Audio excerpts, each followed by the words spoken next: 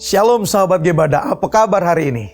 Kiranya kita dalam keadaan sehat dan semangat mengikuti Gebada sampai hari ini. Hari ini bacaan kita diambil dari kitab Yosua dari pasal yang keempat sampai dengan pasal yang keenam. Pada hari sebelumnya kita menyaksikan bagaimana bangsa Israel menyeberangi sungai Yordan di bawah pimpinan Tuhan. Seperti halnya Musa dan generasi pertama yang keluar dari Mesir dan menyeberang Laut Merah, Yosua dan generasi kedua Exodus juga menyeberangi sungai Yordan dengan iman. Yang kering, mereka menyaksikan kuasa Tuhan selagi seperti peristiwa Laut Merah yang telah mereka saksikan ketika masih kecil. Berita tentang keajaiban ini menyebar ke seluruh tanah Kanaan dan orang-orang Kanaan mulai takut akan Tuhan.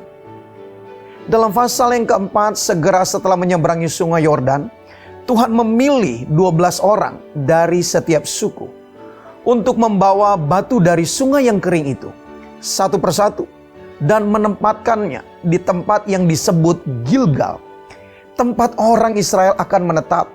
Hal ini dimaksudkan untuk mengajarkan dan memperkuat keimanan generasi muda mereka, serta mengingatkan mereka akan kekuatan Tuhan dalam memenuhi janjinya dan memelihara iman mereka. Secara simbolis, tindakan ini merupakan bagian dari proses pembentukan identitas mereka sebagai umat Tuhan. Dan dalam pasal yang kelima, membicarakan tentang sunat.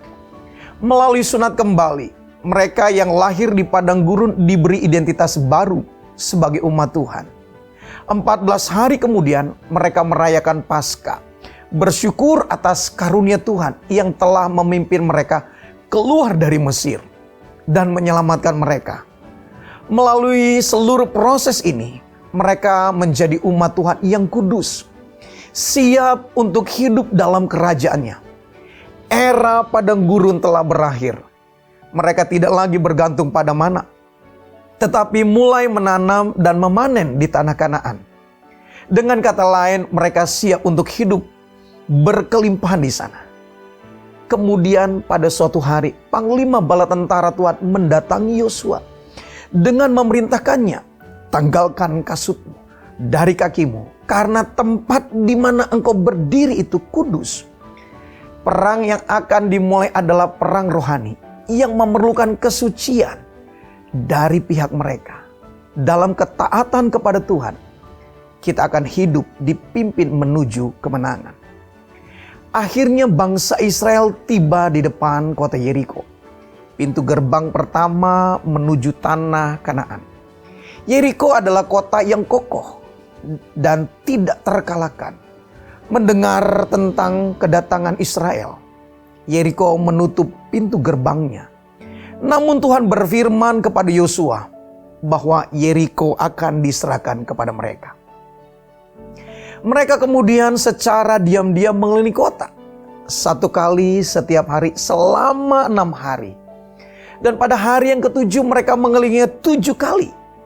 Ketika para imam meniup sangkakala, mereka bersorak dengan keras dan tembok Yeriko runtuh. Meskipun mungkin tidak sesuai dengan kehendak dan pikiran kita, namun dengan percaya kepada Tuhan dan taat kepada firman-Nya, Dia akan membimbing kita ke jalan yang benar. Mari kita membaca bersama-sama kitab Yosua pada pasal yang keempat sampai dengan pasal yang keenam.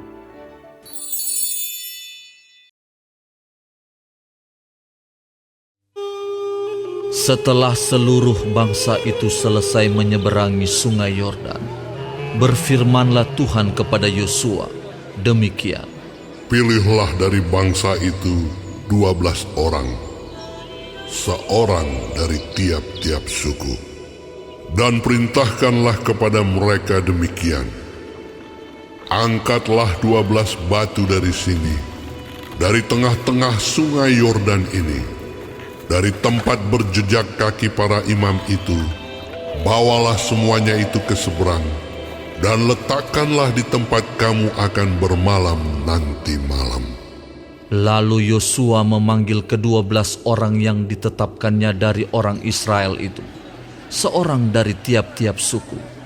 Dan Yosua berkata kepada mereka, menyeberanglah di depan tabut Tuhan Allahmu ke tengah-tengah sungai Yordan, dan angkatlah masing-masing sebuah batu ke atas bahumu menurut bilangan suku orang Israel, supaya ini menjadi tanda di tengah-tengah kamu.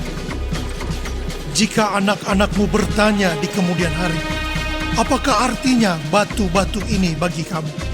Maka haruslah kamu katakan kepada mereka bahwa air sungai Yordan terputus di depan tabut perjanjian Tuhan. Ketika tabut itu menyeberangi sungai Yordan, air sungai Yordan itu terputus. Sebab itu, batu-batu ini akan menjadi tanda peringatan bagi orang Israel untuk selama-lamanya. Maka orang Israel itu melakukan seperti yang diperintahkan Yosua. Mereka mengangkat 12 batu dari tengah-tengah sungai Yordan, seperti yang difirmankan Tuhan kepada Yosua, menurut jumlah suku Israel. Semuanya itu dibawa merekalah ke seberang, ke tempat bermalam, dan diletakkan di situ. Pula Yosua menegakkan 12 batu di tengah-tengah sungai Yordan itu, di tempat bekas berjejak kaki para imam pengangkat tabut perjanjian itu. Batu-batu itu masih ada di sana sampai sekarang. Para imam pengangkat tabut itu tinggal berdiri di tengah-tengah sungai Yordan, sampai selesai dilakukan segala yang diperintahkan Tuhan kepada Yosua untuk disampaikan kepada bangsa itu, sesuai dengan segala yang diperintahkan Musa kepada Yosua. Maka menyeberanglah bangsa itu dengan cepat-cepat.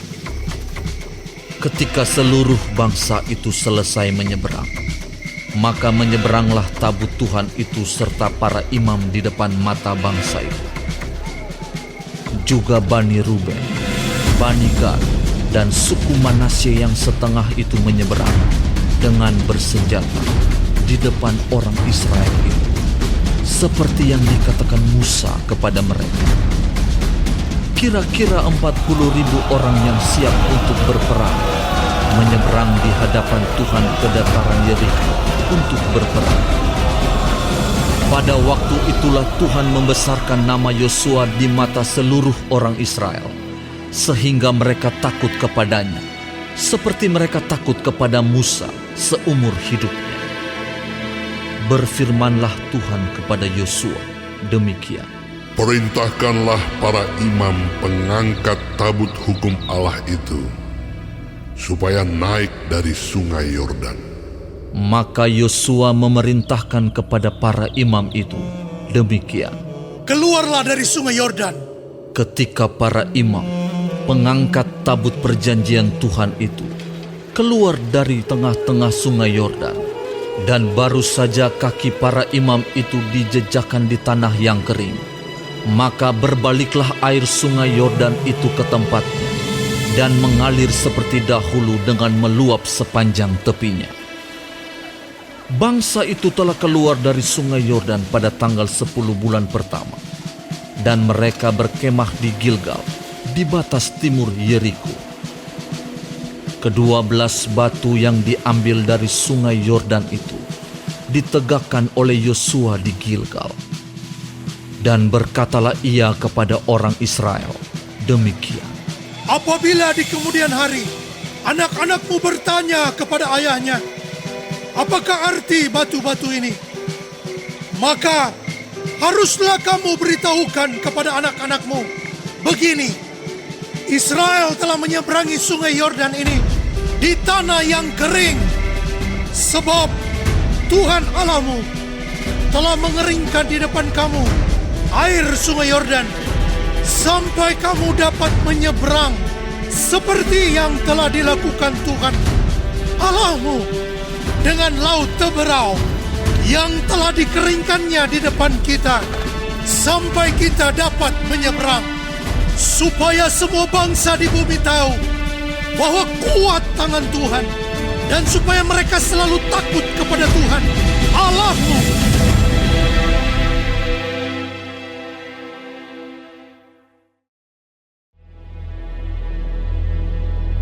Ketika semua raja orang Amori di sebelah barat sungai Yordan dan semua raja orang Kanaan di tepi laut mendengar bahwa Tuhan telah mengeringkan air sungai Yordan di depan orang Israel, sampai mereka dapat menyeberang, tawarlah hati mereka dan hilanglah semangat mereka menghadapi orang Israel itu. Pada waktu itu, berfirmanlah Tuhan kepada Yosua, Buatlah pisau dari batu, dan sunatlah lagi orang Israel itu untuk kedua kalinya.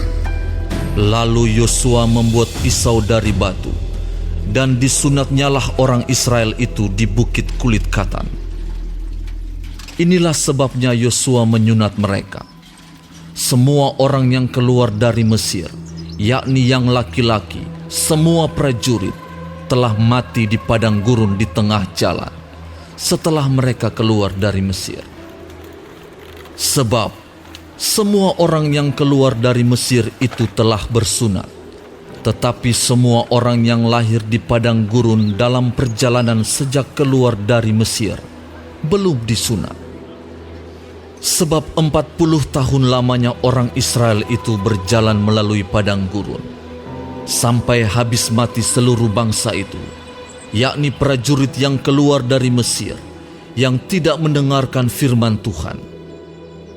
Kepada mereka itu, Tuhan telah bersumpah bahwa Ia tidak akan mengizinkan mereka melihat negeri yang dijanjikan Tuhan dengan bersumpah kepada nenek moyang mereka, akan memberikannya kepada kita, suatu negeri yang berlimpah-limpah susu dan madunya. Tetapi anak-anak mereka yang telah dijadikannya ganti mereka, mereka itulah yang disunat Yosua, sebab mereka belum bersunat, karena mereka tidak disunat dalam perjalanan. Setelah seluruh bangsa itu selesai disunat, maka tinggallah mereka di tempatnya masing-masing di perkemahan itu, sampai mereka sembuh. Dan berfirmanlah Tuhan kepada Yosua, Hari ini telah kuhapuskan celah Mesir itu daripadamu. Itulah sebabnya nama tempat itu disebut Gilgal sampai sekarang. Sementara berkemah di Gilgal, orang Israel itu merayakan Paskah pada hari yang ke-14 bulan itu, pada waktu petang di dataran Yeriko. Lalu pada hari sesudah Paskah, mereka makan hasil negeri itu, yakni roti yang tidak beragi dan bertih gandum, pada hari itu juga. Lalu berhentilah mana itu. Pada keesokan harinya, setelah mereka makan hasil negeri itu, jadi orang Israel tidak beroleh mana lagi. Tetapi dalam tahun itu, mereka makan yang dihasilkan tanah Kanaan. Ketika Yosua dekat Yeriko, ia melayangkan pandangnya. Dilihatnya seorang laki-laki berdiri di depannya dengan pedang terhunus di tangannya. Yosua mendekatinya dan bertanya kepadanya, Kawankah engkau atau lawan? Jawabnya, Bukan, tetapi akulah panglima bala tentara Tuhan. Sekarang aku datang. Lalu sujudlah Yosua dengan mukanya ke tanah, menyembah dan berkata kepadanya, Apakah yang akan dikatakan Tuanku kepada hambanya ini? Dan panglima bala tentara Tuhan itu berkata kepada Yosua, Tanggalkanlah kasutmu dari kakimu, sebab tempat engkau berdiri itu putus. dan Yosua berbuat demikian.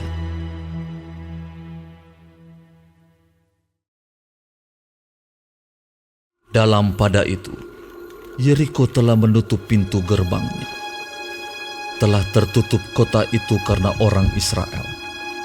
Tidak ada orang keluar atau masuk. Berfirmanlah Tuhan kepada Yosua, Ketahuilah, aku serahkan ke tanganmu Yeriko ini, beserta rajanya dan pahlawan-pahlawannya yang gagah perkasa. Haruslah kamu mengelilingi kota itu, yakni semua prajurit harus mengedari kota itu sekali saja. Demikianlah harus engkau perbuat 6 hari lamanya.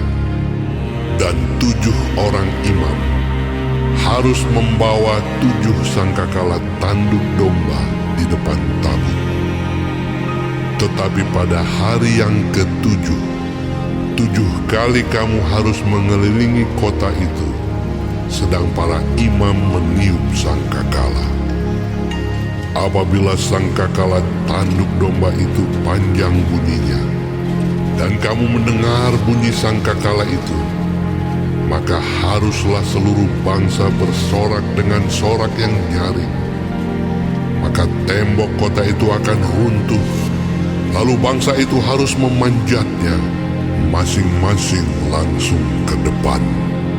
Kemudian Yosua bin Nun memanggil para imam dan berkata kepada mereka, Angkatlah tabut perjanjian itu, dan 7 orang imam harus membawa 7 sangkakala tanduk domba di depan tabut Tuhan. dan kepada bangsa itu dikatakan, Majulah, kelilingilah kota itu, dan orang-orang bersenjata harus berjalan di depan tabut Tuhan.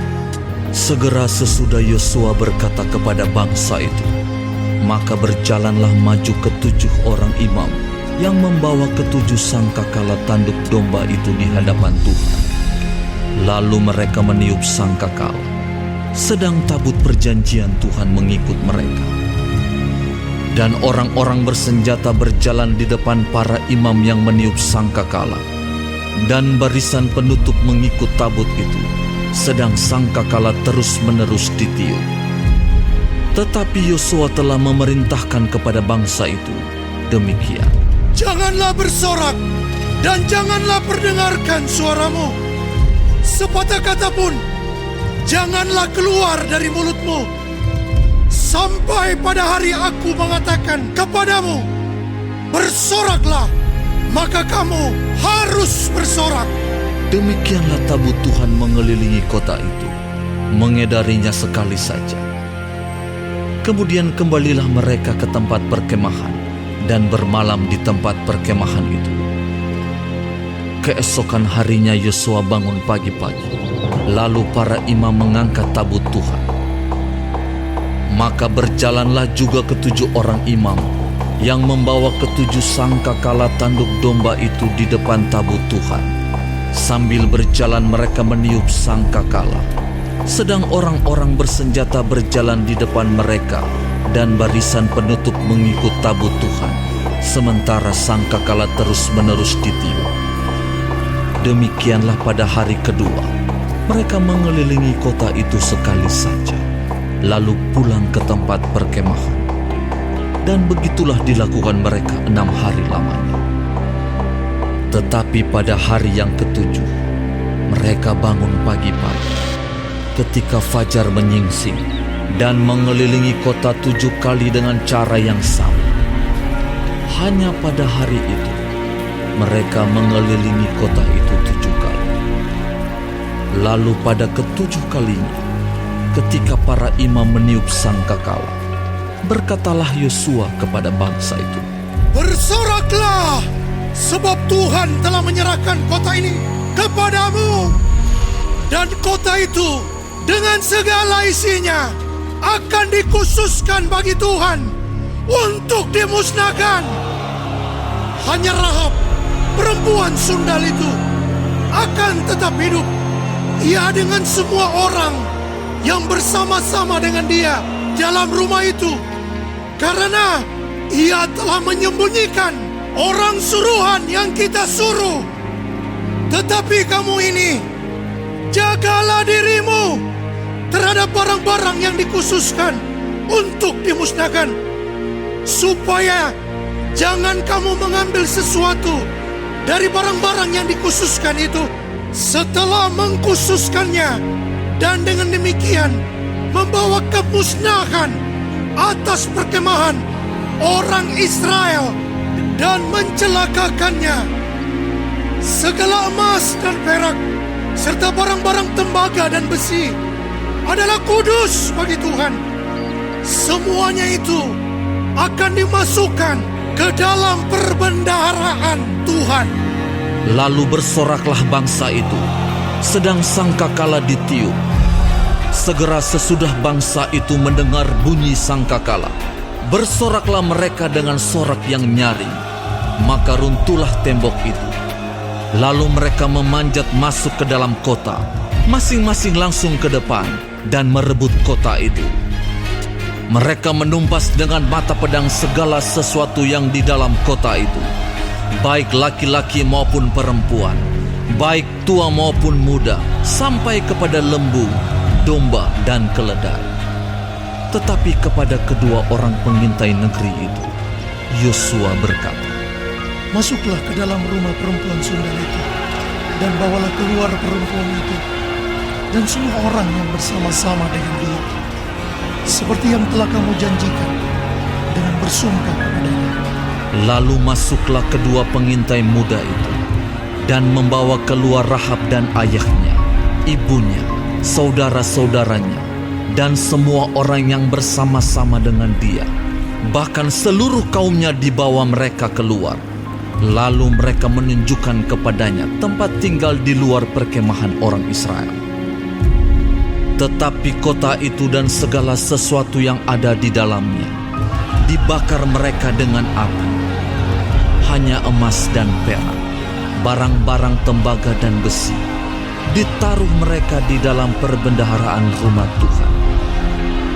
Demikianlah Rahab, perempuan sundal itu dan keluarganya serta semua orang yang bersama-sama dengan dia dibiarkan hidup oleh Yosua. Maka diamlah perempuan itu di tengah-tengah orang Israel sampai sekarang, karena ia telah menyembunyikan orang suruhan yang disuruh Yosua mengintai Yeriko. Pada waktu itu bersumpahlah Yosua, katanya, Terkutuklah di hadapan Tuhan orang yang bangkit untuk membangun kembali kota Yeriko ini, dengan membayarkan nyawa anaknya yang sulung. Ia akan meletakkan dasar kota itu, dan dengan membayarkan nyawa anaknya yang bungsu, ia akan memasang pintu gerbangnya. Dan Tuhan menyertai Yosua, dan terdengarlah kabar tentang dia di seluruh negeri itu.